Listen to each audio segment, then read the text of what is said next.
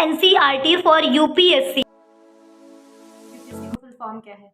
UPSC union public service commission. UPSC का simple full form है union public service commission. ठीक है, अभी किसके अंडर काम करती है? यूपीएससी है, जीओआई के अंडर काम करती है, गवर्नमेंट ऑफ इंडिया के अंदर काम करती है। ठीक है, और ये रिक्रूटमेंट करती है, मीन्स की भर्तियाँ देती है, जॉब प्रोवाइड करती है। ठीक है, बेसिकली ये जो जॉब प्रोवाइड करती है कैटेगरी ए कैटेगरी बी के लिए जॉब प्रोवाइड होती है। यहाँ से यूपीएससी पर्टिकुलर कैटेगरी ए और कैटेगरी बी के लिए जॉब प्रोवाइड करती है। ठीक है, इसमें क्या होता है कि ये ऑल ओवर इंडिया में रिक्रूटमेंट करती है, और इसमें जो जॉब होती है, पहली जॉब तो सेंट्रल सर्विस की है, दूसरी है एकेडमी और तीसरी है आर्मी की। इसमें से कुछ पोस्ट हैं जो कि डिफाइन की गई हैं, जैसे कि IAS, IPS, IRS, IFS, IESE या फिर IES। तो जैसे कि यहाँ पे बता दूँ, और इसके साथ में हमारा CDS भी इंक्लूड है। ठीक है, IS का जैसे IS है, ये है इंडियन एडमिनिस्ट्रेशन सर्विस। IPS है इंडियन पुलिस सर्विस। IFS है इंडियन फॉरेन सर्विस। ठीक है, IRS का मतलब है Indian revenue service. Indian revenue service का मतलब होता है जो छोटी छोटी कंपनियां हैं जिनसे कि हमारा रेवेन्यू आता है, जिनसे हमारी अर्थव्यवस्था मजबूत होती है, that is a IRS, Indian revenue service. ठीक है, इसमें IES भी है, इंडियन इकोनॉमिक सर्विस। ठीक है, और IESE है इंडियन इंजीनियरिंग सर्विस। CDS है कंबाइंड डिफेंस सर्विस। अब कंबाइंड डिफेंस सर्विस की बात करती है तो ये आर्मी और नेवी और 12th क्लास के बाद जो लोग कैरियर बनाना चाहते हैं वो कैरियर बना सकते हैं इसमें। ठीक है, जैसे कि NDA, एयरफोर्स, नेवी होती है, सारे एग्जाम होता है 12th के बाद कंडक्ट होते हैं एग्जाम। और इसके बाद में जो CDS है, CDS के लिए आपका जो ग्रेजुएशन है, ग्रेजुएशन होना बहुत ज़्यादा इंपॉर्टेंट है। और ऐसे ही examination VDS 24 national level examination civil service के लिए भी कंडक्ट करता है यूपीएससी। जो examination VDS 24 national level examination civil service के लिए कंडक्ट करता है वो यूपीएससी ही है। यूपीएससी का हेड जो क्वार्टर है वो दिल्ली में ही है, और यूपीएससी को जो ऑपरेट करते हैं वो इनके ही कुछ ऑपरेट पर्सन होते हैं, ऑपरेशन हेड्स होते हैं, वही ऑपरेट करते हैं यूपीएससी को। ठीक है, उसके साथ में क्या है कि यूपीएससी एग्जामिनेशन की कुछ स्टेजेज होती हैं। यूपीएससी के जो एग्जामिनेशन की स्टेजेस है वो 3 स्टेजेस में डिवाइड है। पहला है प्री, जिसे हम प्रिलिमिनरी टेस्ट भी कहते हैं। प्रिलिमिनरी टेस्ट में क्या होता है कि 2 एग्जाम होते हैं। ठीक है, 2 एग्जाम जो होता है, पहला एग्जाम क्या होता है, पहला एग्जाम GS का होता है और दूसरा क्या होता है, CSAT का पेपर होता है। ठीक है, दोनों इन पेपर को आप क्या कह सकते हैं, क्वांटिटेटिव या फिर एप्टीट्यूड टेस्ट भी बोल सकते हैं, या फिर कहा जाता है, ऐसा मानना है लोगों का। ठीक है, और वो ऐसा इसे क्वालिफाइंग करना है, ये पेपर क्वालिफाइंग पेपर है। आप इनको यूँ कह सकते हैं कि इनका जो नेचर है वो क्वालिफाइंग नेचर है। जो भी इस पेपर को क्वालिफाइंग करता है, who is qualifying pre test who is called in the mains examination, there have a test. ठीक है, जिसने अपना प्री या फिर प्रिलिमिनरी टेस्ट क्वालिफाई कर लिया है उसको हमारे यहाँ पे मेंस के लिए बुलाया जाता है। ठीक है, हमारे यहाँ पे ना यूपीएससी मेंस के लिए बुलाती है। यूपीएससी जो मेंस के लिए बुलाती है तो यहाँ पर टेस्ट कंडक्ट होते हैं। ठीक है, जब भी फॉर्म फिलअप होता है इसके लिए यूपीएससी के लिए, तो वहाँ पे एक प्रेफरेंस पूछी जाती है। जैसे कि प्रेफरेंस में आपसे पूछा जाता है कि आप किसके लिए फॉर्म भर रहे हैं, जैसे कि आप किस पोस्ट के लिए भर रहे हैं, IS के लिए भर रहे हैं, IPS के लिए भर रहे हैं, CDS के लिए भर रहे हैं, या IRS के लिए भर रहे हैं, IFS के लिए भर रहे हैं, जिसके लिए भी आपकी रुचि है आप उसमें आप वहाँ पे प्रेफरेंस में भर सकते हैं। ठीक है, उसके बाद में जब मेंस आपका क्वालिफाई होता है तब आप इंटरव्यू राउंड में क्या करते हैं, जाते हैं। इंटरव्यू राउंड में क्या होता है, पर्सनालिटी टेस्ट पैनल होता है। जो पर्सनालिटी टेस्ट पैनल इंटरव्यू है उसके साथ में इसका जो इंटरव्यू है वो काफ़ी हार्ड होता है। ठीक है, यहाँ पे भी 2 स्टेजेस हैं, और सॉरी यहाँ पे जो स्टेज है, यहाँ पे सॉरी जो मेरिट बनती है स्टेज 2 और स्टेज 3 के बेसिस पे बनती है। ठीक है, उसके बाद में क्या होता है कि इसमें जो भी आपके मार्क्स आते हैं ये फिर पब्लिश होते हैं, और दैट टाइम की अगर आपका लास्ट जो आपका 3rd राउंड होता है वो आपका क्वालिफाई हो जाता है, दैट टाइम की आपका जो भी आपसे प्रेफरेंस पूछी जाती है वो उस प्रेफरेंस के लिए आप एलिजिबल हो जाते हो और उस पोस्ट पे आप वर्क करते हैं। उसके पहले वर्क करने के पहले आपका जो ट्रेनिंग होता है वो मसूरी में होता है। IS की खासकर बात करूँ तो IS की जो भी ट्रेनिंग होती है वो मसूरी में ही होती है। ठीक है, इसके लिए कुछ हमारी एलिजिबिलिटी क्राइटेरिया है, जैसे कि मैं आपसे बात करना चाहूँगी एलिजिबिलिटी में। एलिजिबिलिटी जनरल कास्ट के लिए है, जैसे कि हमारा जनरल कास्ट में आता है ठाकुर, पंडित या फिर बनिया, इनके लिए 21 ईयर टू 32 ईयर का टाइम होता है। एक एज टाइम लिमिट है, एज कैटेगरी है जिसमें कि 21 साल से कम 21 साल एज होनी चाहिए और मैक्सिमम 32 ईयर एज इनकी होनी चाहिए। अगर यहाँ पे बात करती हूँ ओबीसी, जैसे कि ओबीसी में आते हैं गडरिया हो गए, यादव हो गए या फिर पटेल वगैरह हो गए, तो उनकी जो कम से कम एज होती है वो 21 ईयर होती है और 35 ईयर मैक्सिमम। इनमें इनको थोड़ा सा रिलैक्सेशन मिल जाता है 3 साल का। 35 ईयर इनकी मैक्सिमम एज होती है, ठीक है। और अगर यहाँ पे एससी और एसटी की बात करती हूँ तो एससी की जो एज होती है कम से कम 21 और मैक्सिमम 40 है, ठीक है। इनको 5 ईयर का रिलैक्सेशन मिलता है। लेकिन अगर यहीं पे बात करते हैं ईडब्ल्यूएस की, ईडब्ल्यूएस इनके खुद के एम्प्लॉय होते हैं, जैसे कि कोई वर्किंग है पुलिस में वर्किंग है, कोई आर्मी में वर्किंग है, कोई सीडीएस में वर्किंग है। अगर उनको इसी यूपीएससी में फॉर्म फिलअप करना है किसी भी प्रेफरेंस के लिए, तो उनकी जो एज होती है उनकी कोई एज क्राइटेरिया नहीं होता है, उनका कोई टाइम लिमिट नहीं होता है, ठीक है। उसके बाद में यहाँ पे जो आपकी एलिजिबिलिटी में अगर मैं एजुकेशन की बात करूँ तो एजुकेशन में आपसे प्लेन ग्रेजुएशन मांगा जाता है। प्लेन ग्रेजुएशन में क्या होता है कि आपको, जैसे कि किसी प्लेन ग्रेजुएशन का बात करूँगी तो उसमें ये नहीं होता कि अगर आप बायो से हैं तो नहीं हो पाएगा, आपका मैथ है तो नहीं हो पाएगा, कॉमर्स है तो नहीं हो पाएगा। यहाँ पे आपका ग्रेजुएशन होना चाहिए, graduation is a must, but कोई स्ट्रीम नहीं है, कोई ब्रांच नहीं है या फिर कोई स्ट्रीम नहीं है या फिर कोई शाखा नहीं है कि आप बीए करोगे तभी आप यूपीएससी कर पाओगे या फिर बीएससी करोगे तभी यूपीएससी होगा, ऐसा नहीं है। बट यहाँ पे अगर बात करूँ बीए वालों की, अगर जो बच्चे आर्ट्स से होते हैं तो उनका थोड़ा सा फ़ायदा हो जाता है। आर्ट्स में थोड़ा सा फ़ायदा यूँ हो जाता है कि वो जो बच्चे हैं तो वो 12th से या फिर आप उनसे 8 से एनसीईआरटी जो उनकी कवर होती है वो 6 से लेकर के पूरे 12 तक की एनसीईआरटी कवर होती है और वो ग्रेजुएशन भी उसी एनसीईआरटी से कर रहे होते हैं, तो उनको 30 to 50% का रिलैक्सेशन मिल जाता है, ठीक है। और जब भी आपका एग्ज़ाम क्लियर हो जाता है तो आप एक सिविल सर्वेंट के रूप में आप अपनी कंट्री के साथ में वर्क करने लगते हैं, ठीक है। अब आगे बात करते हैं एनसीईआरटी की। तो एनसीईआरटी का जो पहला चैप्टर है उसकी बात करें तो मैं कोई भी क्वेश्चन रिपीट नहीं करूँगी, कोई भी क्वेश्चन मतलब मैं बोलूँगी नहीं, सबके आंसर बोल दूँगी। और अगर आपको कोई भी डाउट आता है तो मेरा टेलीग्राम पे मैंने वैसे भी ग्रुप बना दिया है, तो वहाँ पे मैंने अपने नोट्स भी शेयर कर दिए हैं। जिसको भी चाहिए होगा वो नोट्स वहाँ से फ्री ऑफ कॉस्ट वो डाउनलोड कर सकते हैं, कोई भी चार्जेस नहीं है, नो चार्जेस अप्लाई, ठीक है। तो अब आगे पढ़ते हैं हम। एवरी क्वेश्चन का एवरी आंसर मैं आपको वीडियो में ही दे दूंगी, और जो चीज़ें आपकी मिलेंगी जैसे फिगर वगैरह मिलते हैं तो फिगर वगैरह मैंने ग्रुप में ऑलरेडी कुछ शेयर कर दिए हैं, और जो भी नोट्स मैं ऑनलाइन बना रही हूँ वो आपको ऑनलाइन नोट्स वे पे टेलीग्राम पे मिल जाएंगे। टेलीग्राम पे का लिंक भी मैं नीचे दे दूंगी डिस्क्रिप्शन पे, तो वहाँ से फॉलो कर सकते हैं आप लोग, ठीक है। अब आगे बात करते हैं हम एनसीईआरटी की। तो पूर्ण चंद्रमा वाली रात को क्या कहते हैं? पूर्णिमा कहते हैं। मस्ट इम्पॉर्टेंट क्वेश्चन है, हर साल यूपीएससी में पूछा जाता है, ठीक है। मैंने 3 से 4 साल के क्वेश्चन रिवाइज किए हुए हैं, तो उसमें हर क्वेश्चन का पहला मतलब आप यूँ ले लो कि हर साल के जो टेस्ट होते हैं हर टेस्ट में आना ही आना है ये क्वेश्चन, हर फर्स्ट चैप्टर खासकर पूरा ही आता है। मैंने 3 से 4 साल के पढ़े हुए हैं क्वेश्चन और मॉडल पेपर देखा हुआ है मैंने उनका। तो पूर्ण चंद्रमा वाली रात को पूर्णिमा कहते हैं, नए चंद्रमा वाली रात को अमावस्या कहते हैं। वे सभी वस्तुएं जो रात को चमकती हैं, वे सारी वस्तुएं जो रात को चमकती हैं खगोलीय पिंड है, खगोलीय पिंडों को तारा कहते हैं।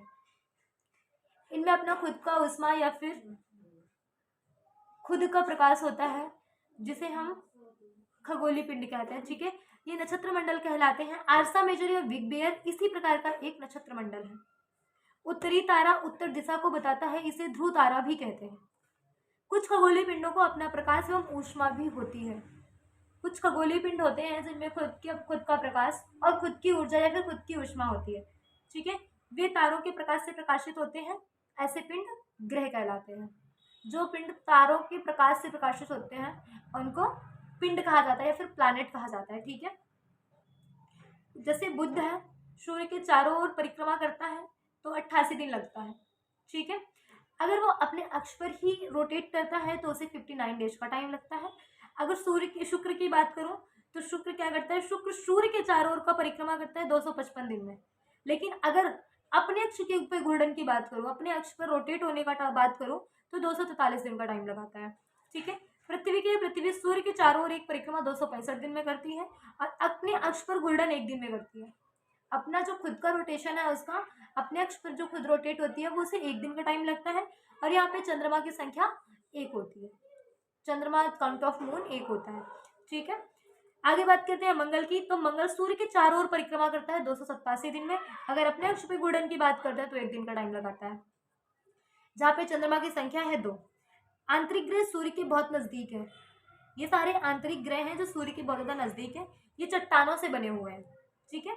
बृहस्पति सूर्य के चारों ओर एक परिक्रमा 11 साल 11 महीने अप्रोक्सीमेटली 12 ईयर में करता है, ठीक है। लेकिन अगर अपने अक्ष पर घूर्णन की बात करें तो 9 घंटे 56 मिनट में ही कर लेता है। काउंट ऑफ मून कितने हैं? 53, ठीक है।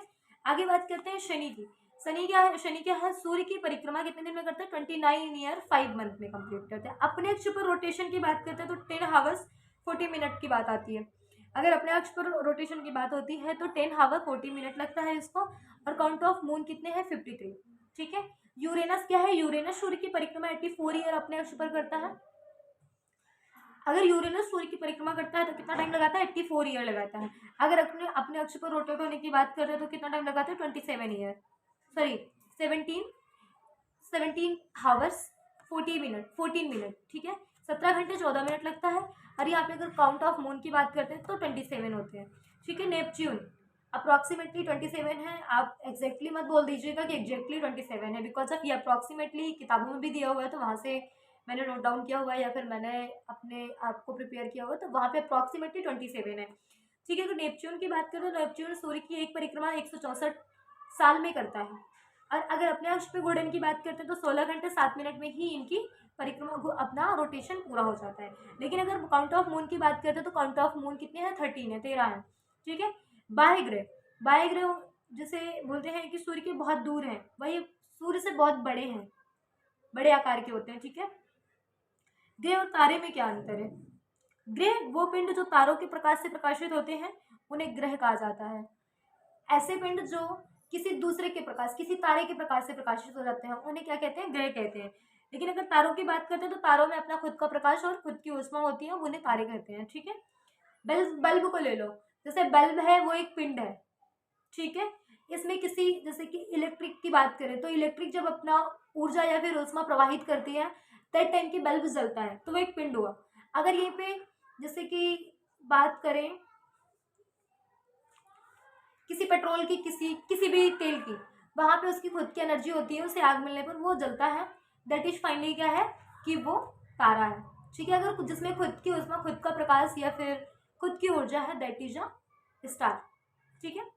सौरमंडल से आप क्या समझते हैं? सौरमंडल क्या है? सौरमंडल सूर्य का एक, सूर्य सौरमंडल के केंद्र में प्रेजेंट है। सूर्य कहाँ पे प्रेजेंट है? सौरमंडल के केंद्र में। सौरमंडल हमारा बुध, शुक्र, शनि, पृथ्वी, चंद्रमा, इन सबसे मिलकर सौरमंडल बना हुआ है, ठीक है। हमारे सौरमंडल में 8 ग्रह हैं। पहला ग्रह है बुध, शुक्र, पृथ्वी, मंगल, बृहस्पति, शनि, यूरेनस, नेपच्यून, जिसके बारे में भी हम पढ़ रहे थे, ठीक है। सभी ग्रह सूर्य की परिक्रमा करते हैं। इनके जो रास्ते होते हैं वो सर्कल वाइज होते हैं, वृत्ताकार मान सकते हैं आप इनको, कह सकते हैं वृत्ताकार या फिर गोलाकार होते हैं, ठीक है। ये इनकी क्लासेस होती हैं, इनको क्लासेस कहा जाता है। सूर्य के चारों ओर चक्कर लगाने में इनको 88 डेज का टाइम लगता है। अगर ये इनसे बात करते हैं कि इनको सारे ग्रह को मिलके कितना टाइम लगता है या फिर पूरे सौरमंडल का चक्कर लगाने में, सूर्य का चक्कर लगाने में कितना टाइम लगता है, तो इनको 88 डेज का टाइम लगता है, ठीक है। अब यहाँ पे आते हैं मोस्ट इम्पॉर्टेंट एनसीईआरटी में। अब आगे बहुत ध्यान से पढ़ना है। तो कुशल संग्राहक का मतलब है जो लोग अपने आसपास से चीज़ें इकट्ठा करते थे, ठीक है। आसपास से विशाल संपदाओं से कुछ चीज़ें इकट्ठा करते थे, जैसे भोजन हो गया, लकड़ियाँ हो गया, ये सारी चीज़ों इन सारी चीज़ें इकट्ठे करने वालों को क्या कहते हैं? कुशल संग्राहक कहते हैं। ये भी हर साल क्वेश्चन आता है एनसीईआरटी में, एनसीईआरटी का क्वेश्चन, सॉरी यूपीएससी में। ये मैंने यहाँ तक कि मॉडल पेपर मैंने उसका आईपीएस का देखा था, तो वहाँ भी ये क्वेश्चन पूछा जाता है हिस्ट्री से। ये नदियाँ तालाबों के आसपास रहा करते थे। जो कुशल संग्राहक होते थे ये नदियों और तालाबों के किनारे रहा करते थे, ठीक है। 8000 वर्ष पूर्व 8000 वर्ष पूर्व सर्वप्रथम मानव गेहूं और जौ जैसी फसलों को किरथर और सुलेमान की पहाड़ियों में उपजाना शुरू किया था। जब सबसे पहले गेहूं और जौ की उपज हुई थी तो सबसे पहले किरथर और सुलेमान की पहाड़ियों में इन्हें गेहूं और जौ को उपजाया गया था, ठीक है।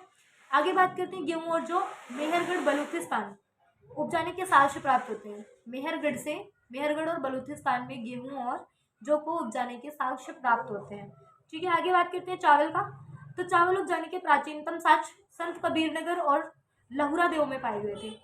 आज से लगभग 8 से 9 हज़ार पहले की बात है। 8 से 8 या 9000 साल पहले चावल जो उपजाया गया था वो संत कबीर नगर और लहुरा देव की पहाड़ियों में उपजाया गया था। ठीक है, जहाँ कृषि का विकास हुआ गारो और बिंद के पहाड़ियों को के मध्य हुआ था। जहाँ पे कृषि का विकास हुआ, कृषि बेसिकली क्या है कि जैसे गेहूं चावल उपजाना, जौ उपजाना, दैट इज कृषि, दैट इज एग्रीकल्चर। ठीक है, तो जो इनका विकास हुआ था गारो और बिंद की पहाड़ियों के मध्य हुआ था, बीच में हुआ था। ठीक है, आगे बात करते हैं। आज से लगभग 4700 वर्ष पहले सिंधु नदी की सहायक नदियों के किनारे आज से लगभग 4700 वर्ष पहले सिंधु नदी की सहायक नदियों के किनारे आरंभिक नगरों का विकास हुआ, जो सिंधु सभ्यता के नाम से जानी जाती है। ठीक है, लगभग 2500 वर्ष पहले गंगा व इनकी सहायक नदियों के में मगध आधुनिक बिहार के नाम से जाना जाता है। आज का जो बिहार है, बिहार पर्टिकुलर स्टेट है, राज्य है, तो उसको 2500 वर्ष पहले मगध के नाम से जाना जाता था। गंगा के दक्षिण में स्थित है मगध या बिहार। मगध साम्राज्य के जो वास्तविक संस्थापक थे वो थे बिंबिसार। और कमेंट करना बिंबिसार किसके बेटे थे। देश का नाम भारत कैसे पड़ा। आगे बढ़ते हैं हम आगे, अपने भारत पे ध्यान देते हैं। तो देश का नाम भारत कैसे पड़ा। भारत का नाम इंडिया इंडस शब्द से उत्पत्ति हुई थी। भारत नाम का जो उत्पत्ति है वो इंडिया या इंडस शब्द से हुई थी। भारत को संस्कृत में सिंधु कहते थे। वर्ष 2500 साल पहले ईरानियों व यूनानियों ने सिंधु को हिंदोस या इंदोस कहा। ये नदी के पूर्व में रहने वाले लोगों को इंडिया कहा जाता था। जो लोग सिंधु नदी के पूर्व में रहते थे, ईस्ट में रहते थे, उनको ये लोग इंडिया कहते थे। भारत नाम का प्रयोग उत्तर पश्चिम में रहने वाले लोगों के लिए, भारत उन लोगों को कहा जाता था जो उत्तर और पश्चिम में रहते थे। ठीक है, और इन लोगों का एक समूह भी हुआ करता था। इनका उल्लेख संस्कृत में मिला हुआ है, या फिर इनका यूं कह सकते हैं आरंभिक जो संस्कृत है, हमारी स्टार्टअप जहाँ से हुआ था संस्कृत का, वहाँ पे आज से लगभग 3500 वर्ष पहले किया। इनकी जो कृति है वो ऋग्वेद में भी की गई थी। ठीक है, बाद में इनका नाम भारत पड़ा। ठीक है, अब आगे बढ़ते हैं, अतीत के बारे में जानते हैं। अतीत मतलब बीता हुआ जो कल है उसके बारे में जानते हैं। ठीक है, अतीत की जानकारी कई स्रोतों से प्राप्त कर सकते हैं हम। इसके स्रोत मुख्य हैं पांडुलिपि और अभिलेख। पांडुलिपि बेसिकली किसे कहा जाता है। पांडुलिपि हाथ से लिखी पुस्तकें होती हैं। इनको इंग्लिश में मैन्युस्क्रिप्ट वर्ड का यूज भी किया जाता है। पांडुलिपि को इंग्लिश में मैन्युस्क्रिप्ट वर्ड से भी जाना जाता है। ठीक है, मैन्युस्क्रिप्ट जो वर्ड है वो लैटिन भाषा का मैनो शब्द है, जिसका मतलब है हाथ। ठीक है, पांडुलिपि ताड़ व भूज नामक पेड़ की छाल से, ताड़ के पत्तों और भूज नामक पेड़ की छाल से, ठीक है, विशेष प्रकार के भोजपत्र पर लिखी जाती थी। ये मंदिरों और विहारों से प्राप्त हुई है। ये पांडुलिपि विभिन्न प्राचीन भाषाओं में मिली है।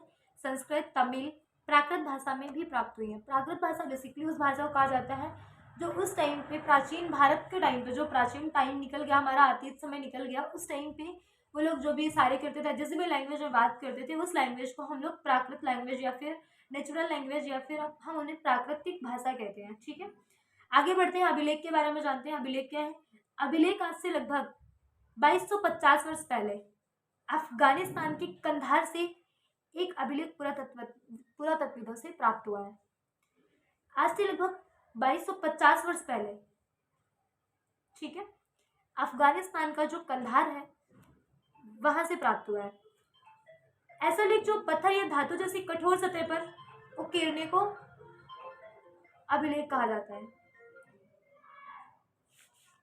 ऐसा लेख जो पत्थर या किसी कठोर सतह पे किसी कील या फिर किसी कठोर वस्तु से उकेरा जाता है, उसे अभिलेख कहा जाता है। ठीक है, अशोक व कंधार अभिलेख यूनानी व अरामाइक नामक दो विभिन्न लिपियों का भाषाओं में लिखा गया था। अशोक का कंधार अभिलेख यूनानी व अरामाइक नामक दो भिन्न लिपियों व भाषाओं में लिखा गया था। कई वस्तुएं जो अतीत में या प्रयोग में लाई गई,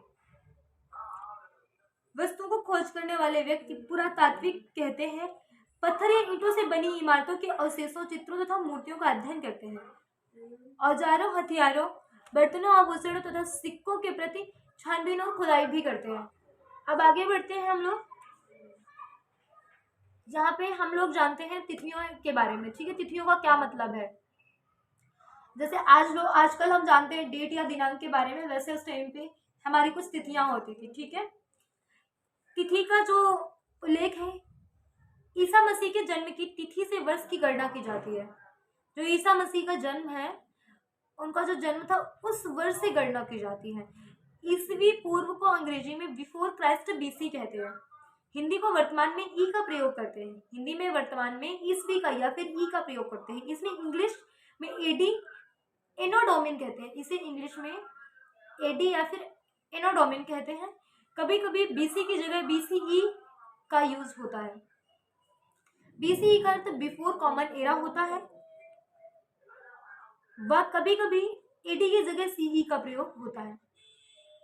सीई का अर्थ कॉमन एरा होता है। कभी कभी अंग्रेजी अक्षरों में बीपी का प्रयोग भी होता है, जिनका अर्थ बिफोर प्रेजेंट वर्तमान से पहले होता है। आज का चैप्टर यहीं पे खत्म कर देते हैं, और जो कल का चैप्टर आएगा, कल का चैप्टर है आखेटक, खाद्य संग्राहक से भोजन उत्पादन तक। कल इसके बारे में जानेंगे। गाइस, जो भी आपको नोट्स चाहिए होंगे वो सारे मैंने आपको टेलीग्राम के ग्रुप में दे दिए हैं। आप टेलीग्राम के ग्रुप से भी ले सकते हैं। वो आपके जो नोट्स होंगे वो बिल्कुल फ्री ऑफ कॉस्ट होंगे। हैंडमेड नोट्स हैं। कुछ नोट्स जो मेरे पास पेड नोट्स हैं वो भी मैं आपको शेयर कर देती हूँ।